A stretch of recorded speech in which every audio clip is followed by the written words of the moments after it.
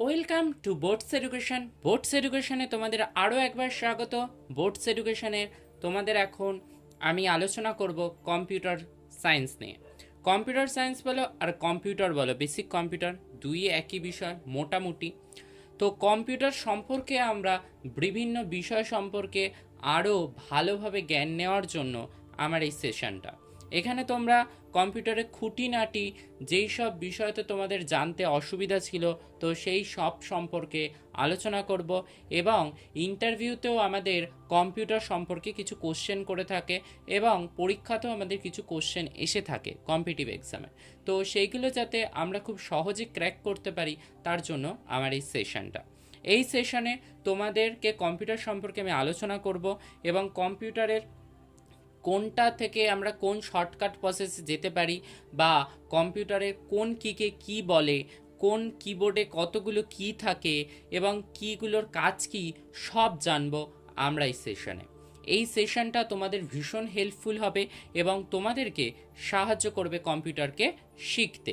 তো আজকে তোমরা যদি এই চ্যানেলে প্রথম হয়ে থাকো এবং আমার পরিবারের যদি সদস্য না হয়ে থাকো আমার এই বোর্ডস এডুকেশন পরিবারের, তো অবশ্যই সাবস্ক্রাইব বাটনটা ক্লিক করে আমার এই পরিবারের সদস্য হয়ে যাও এবং এডুকেশন পারপাস যত প্রয়োজনীয় ভিডিও সব তোমাদের উপকারে আসবে আশা করি। তো দেরি না করে তাড়াতাড়ি লাল কালারের সাবস্ক্রাইব বাটন অপশানটা ক্লিক করো এবং অল অপশানে ক্লিক করে রাখো, যাতে এরকম যত নিত্য নতুন ভিডিও আমি আনবো তোমরা সবার আগে দেখতে পাও। ঠিক আছে, আজকে তোমাদেরকে আমি শুরু করতে যাচ্ছি কম্পিউটার নিয়ে আলোচনা। আর ভিডিওটা যদি তোমাদের ভালো লেগে থাকে, কোনো উপকারে এসে থাকে, অবশ্যই একটা লাইক দেবে এবং তোমাদের এই ভিডিও সম্পর্কে কিছু যদি বলার থাকে অবশ্যই একটা কমেন্টস করবে। ঠিক আছে, চলো শুরু করি আজকে বিষয়। দেখো আজকে আমাদের ফার্স্ট বিষয় কি আছে, চলো দেখি। ফার্স্টে রয়েছে আমাদের কম্পিউটারে আগের দিনকে 3টে কোশ্চেন নিয়ে আলোচনা করেছিলাম। আজকে 4 নাম্বার কোশ্চেন থেকে আমরা আলোচনা করব। আর যারা এখনও পার্ট 1টা দেখোনি তারা পার্ট 1টা দেখো এবং এবং আমার এই ডেসক্রিপশন বক্সে দেখো এর লিঙ্ক দেওয়া রয়েছে, লিঙ্কে ক্লিক করে তোমরা ফার্স্ট ভিডিওটা দেখে নিতে পারো, তারপর সেকেন্ড ভিডিওটা দেখতে পারো, তাহলে বুঝতে তোমাদের সুবিধা হবে। 4 নাম্বার কোশ্চেনটা কি রয়েছে, যে কম্পিউটারে বাইনারি সংখ্যার পদ্ধতির ধারণা দেন কে? ধারণা দিয়েছিলেন জন ভন নিউম্যান। কে দিয়েছিলেন? না জন ভন নিউম্যান। 2 নাম্বার কোশ্চেনটা কি রেখেছি? 2 নাম্বার কোশ্চেনটা রেখেছি পৃথিবীর প্রথম বৈদ্যুতিক কম্পিউটার কে আবিষ্কার? কম্পিউটারটি কি? কম্পিউটারটি হলো মার্ক 1। তার আবিষ্কারককে ডক্টর হাওয়ার্ড এইকিন। পরীক্ষাতে তোমাদের আসতে পারে প্রথম বৈদ্যুতিক কম্পিউটার কে আবিষ্কার করেন? না হাওয়ার্ড এইকিন। সেই কম্পিউটারটির নাম কি ছিল? না মার্ক 1। বুঝতে পারছো? পরবর্তী ক্ষেত্রে তোমাদের 2 নাম্বার যেটা 6 নাম্বারে যেটা রেখেছি, তো সেটা একবার দেখো। সেটা রয়েছে প্রথম সংরক্ষিত প্রোগ্রাম বিশিষ্ট কম্পিউটার কি? ইডিএসএসি। তো এটার ফুল ফর্ম কি? Electronics die storage automatic calculator. ঠিক আছে, 7 নাম্বারে কি দিয়েছি? 7 নাম্বারে দিয়েছি ইডিএসএসি। ঠিক আছে, এটা হচ্ছে প্রথম প্রোগ্রাম বিশিষ্ট কম্পিউটার। এই ডেটা সংরক্ষণের জন্য ব্যবহৃত হতো মার্কারি ডেটি লাইন। ওকে, 8 নাম্বারে কি বিশ্বের প্রথম পূর্ণাঙ্গ ইলেকট্রনিক কম্পিউটার কি?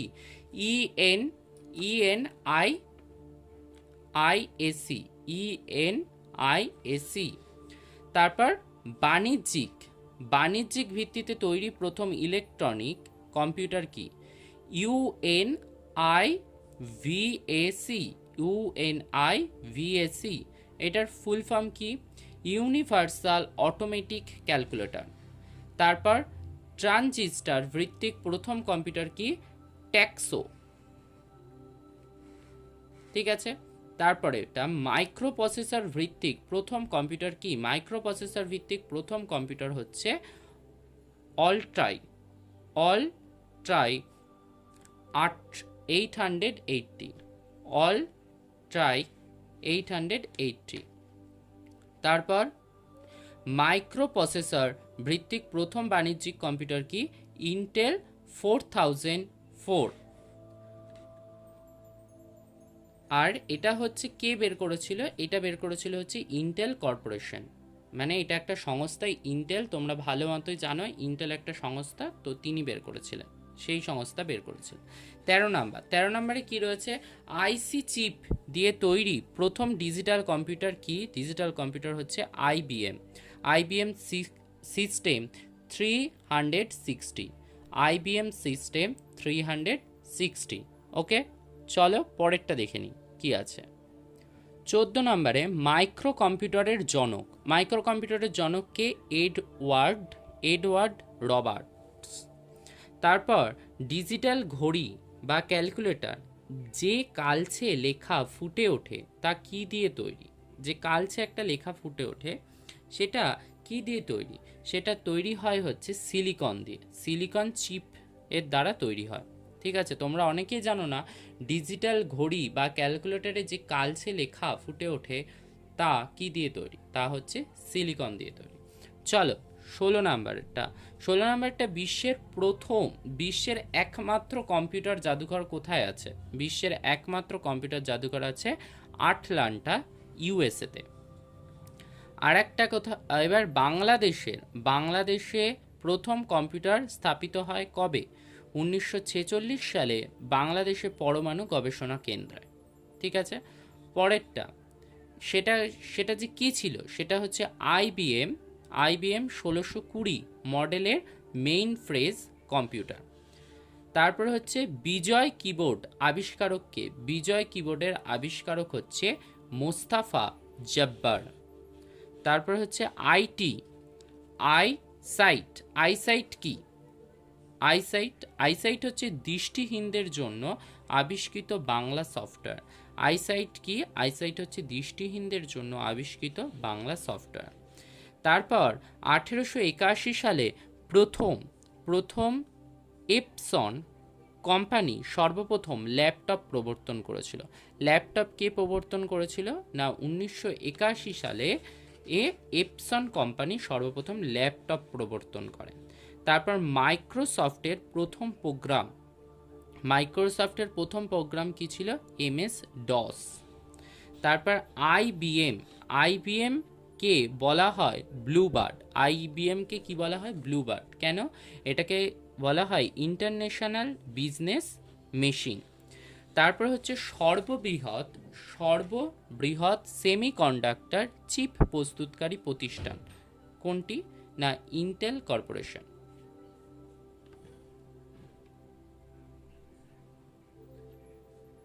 এবার আমরা বিভিন্ন প্রতিষ্ঠানের নাম এবং প্রতিষ্ঠাতা কারা ছিল সেই সম্পর্কে জানব।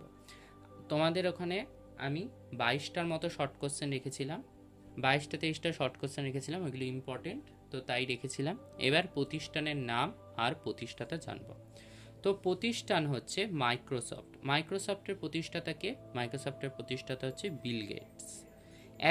অ্যাপেলকে করেছিল? অ্যাপেল করেছিল স্টিভ জবস। গুগল, আমরা যেটা হচ্ছে নিত্য প্রয়োজনীয় জিনিস, গুগল না ছাড়া আমরা চলতে পারি না, সেটা কে আবিষ্কার করেছিল? না, ল্যারি পেজ ও সেগেই ব্রিন। ওরাইকল কর্পোরেশন কে করেছিল? না, লরি এলিসন। কে করেছিল ওরাইকল কর্পোরেশন? না, লরি এলিসন। ইউটিউব, যেখানে তোমরা ভিডিও দেখছো, সেটা কে করেছিল? ইউটিউব 2005 করেছিল জাওয়াদ করিম, বিডি বংশোদ্ভূত, প্লাস আরও 2 জন। ফেসবুক 2004, যেটা তোমরা সোশ্যাল মিডিয়া যেটায় তোমরা সব থেকে বেশি অ্যাক্টিভ থাকো, সেটা কে করেছিল? না, মার্ক জাকারবার্গ, অনেকে জুকারবার্গও বলে, তো জাকারবার্গ। টুইটার 2006 কে করেছিল? Jack Dorsey. কম্পিউটারের শর্টকাট, এবারে আমরা কিছু শর্টকাট জানবো, যে এমএস ওয়ার্ড কিবোর্ড। ঠিক আছে, কিবোর্ডের শর্টকাট তোমরা যদি কন্ট্রোল A টেপো তাহলে select all text. Control B যদি টেপো তাহলে বোল্ড টেক্সট, ঠিক আছে, মানে মোটা হয়ে যায় লেখাগুলো। কন্ট্রোল সি টেপো তাহলে লেখাটা কপি হয়। কন্ট্রোল যদি ই টেপো তাহলে সেন্ট্রাল মানে সেন্টার অ্যালাইন হয়, মানে অ্যালাইনটা সেন্টারে আসে, ঠিক আছে। তারপরে হচ্ছে control F, find a face. কি করে না ফাইন্ড এ ফেস মানে ফেসকে খুঁজে বের করো। তারপরে কি আছে কন্ট্রোল জে হচ্ছে জাস্টিফাই অ্যালাইন, মানে টেক্সটের মধ্যে জাস্টিফাই করে অ্যালাইনকে। অ্যালাইনটা কি? অ্যালাইন হচ্ছে a term used to describe how text is placed on the screen, ঠিক আছে। তাহলে বুঝলে অ্যালাইনটা কি? অ্যালাইনটা হচ্ছে a term used to describe how text is placed on the screen. এটা কি করে? জাস্টিফাই করে অ্যালাইনটা না দুপাশ সমান কিনা, ঠিক আছে। এই 6টা। ওকে, চলো দেখে নিই পরবর্তী কি শর্টকাট আছে সেগুলো সম্পর্কে একবার দেখে নিই। চলো, পরবর্তী শর্টকাট আছে কন্ট্রোল আইতে কি হয় না ইটালিক হয়ে যায়, মানে শব্দগুলো একটু বেঁকে যায়, ইটালিক। তারপর কন্ট্রোল এল হচ্ছে লেফট অ্যালাইন। তারপর control N, open new word document. Control O, file open, মানে পূর্বে তৈরি করা কোনো ফাইল সেটা ওপেন হয়। তারপর হচ্ছে control P, print the text or কি হয় ডকুমেন্ট। আমরা যে প্রিন্ট করি সেটা কন্ট্রোল পি দিয়েও করতে পারি। তারপর control R, right align. Control S, save the file.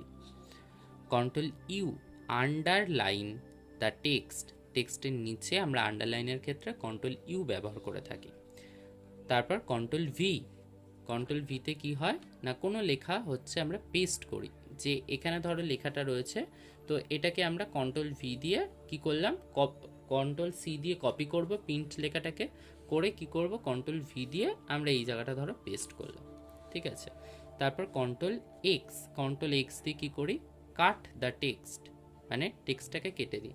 ধরো এখানে নিউটা লেখা রয়েছে, আমার এখানে নিউ দরকার নেই, নিউটা আমার দরকার এখানে, তাহলে আমি এখানটা নিউটাকে কি করব না ফার্স্টে সিলেক্ট করব। কি দিয়ে করব না কন্ট্রোল সিলেক্ট কি দিয়ে করলাম না কন্ট্রোল এ দিয়ে সিলেক্ট করতে পারো বা কন্ট্রোল এ দিয়ে করতে পারো, ঠিক আছে। কন্ট্রোল এ দিয়ে করলে পুরোটা সিলেক্ট হয়ে যাবে। তো সেখান থেকে তুমি কি করবে, নিউটাকে সরাতে হবে। তাহলে নিউটা সরাতে গেলে নিউটাকে সিলেক্ট করো, করে কন্ট্রোল যদি ভি টেপো তাহলে কি, কন্ট্রোল এক্স টেপো তাহলে কি হবে, তাহলে কাট হয়ে যাবে। ওকে, তারপর হচ্ছে কন্ট্রোল জেডে হচ্ছে আনডু, মানে পূর্বের অবস্থায় ফিরিয়ে আনা। Control plus alt plus delete কম্পিউটারে রিস্টার্ট করতে ব্যবহার করা হয়। এবার কম্পিউটারের কিবোর্ড, বর্তমানে প্রচলিত কিবোর্ডে সর্বমোট 105টি কি থাকে, ঠিক আছে। সর্বমোট 105টি কি থাকে, তার মধ্যে হচ্ছে ফাংশন কি কাকে বলে না কিবোর্ডে F1 থেকে F12 পর্যন্ত 12টি কি থাকে যাকে ফাংশন কি বলা হয়। F1 থেকে F12 অবধি 12টা কি থাকে, এদেরকে বলা হয় ফাংশন কি। ওকে, তারপরে আছে নিউমেরিক কি কাকে বলে, কিবোর্ডের ডান পাশে 17টি কি থাকে যাদের নিউমেরিক কি বলা হয়। কিবোর্ডের একদম ডান পাশে 17টা কি দেখতে পাওয়া যায় যাদেরকে নিউমেরিক কি বলে। আর তারপর হচ্ছে স্পেস কি কাদের বলে, কিবোর্ডে শিফট কন্ট্রোল অল্ট এগুলোকে বলা হয় স্পেস কি। তারপরে হচ্ছে কিবোর্ডে F1 এবং F12 পর্যন্ত 12টি ফাংশন কি থাকে, এদের ব্যবহার। F1 এ কি করে, সাহায্যকারী বা হেল্প কি, ঠিক আছে। তারপর হচ্ছে F2 কি, ফাইল বা ফোল্ডারের রিনেম বা এডিট করার জন্য ব্যবহার করা হয়। F3 কি, প্রোগ্রামে সার্চ অপশন চালু হয়। 4 মাইক্রোসফট ওয়ার্ডের শেষ কাজটি রিপিট করা যায়। এটি কিবোর্ডের এক্সিস্ট বোতাম, এটা আবার কিবোর্ডের এক্সিস্ট বোতাম। তারপর F5 চেপে আমরা কি করতে পারি? F5 চেপে মাইক্রোসফট উইন্ডোজ, ইন্টারনেট ব্রাউজার ইত্যাদি রিফ্রেশ করা যায়। পাওয়ার পয়েন্টের স্লাইড শো আরম্ভ হয়। এমএস ওয়ার্ডের গো টু উইন্ডো খোলা হয়। এমএস ওয়ার্ডের গো টু উইন্ডো খোলা হয়। ওকে, তো আজকের কম্পিউটার F5 অবধি আলোচনা করলাম। এর পরের দিন আলোচনা করব F6, F7, F8, F9, এরকম করে আলোচনা চলবে আমাদের কম্পিউটারের অল্প বিস্তর। তো তোমরা যদি এখনও আমার চ্যানেলটাকে সাবস্ক্রাইব না করে থাকো, অবশ্যই চ্যানেলটাকে সাবস্ক্রাইব করো এবং তোমাদের এরকম কম্পিউটার সংক্রান্ত আরও ভিডিও পাবে, ঠিক আছে? এবং ভিডিওটা তোমাদের কোনো হেল্পে এসে থাকলে অবশ্যই একটা লাইক দিও।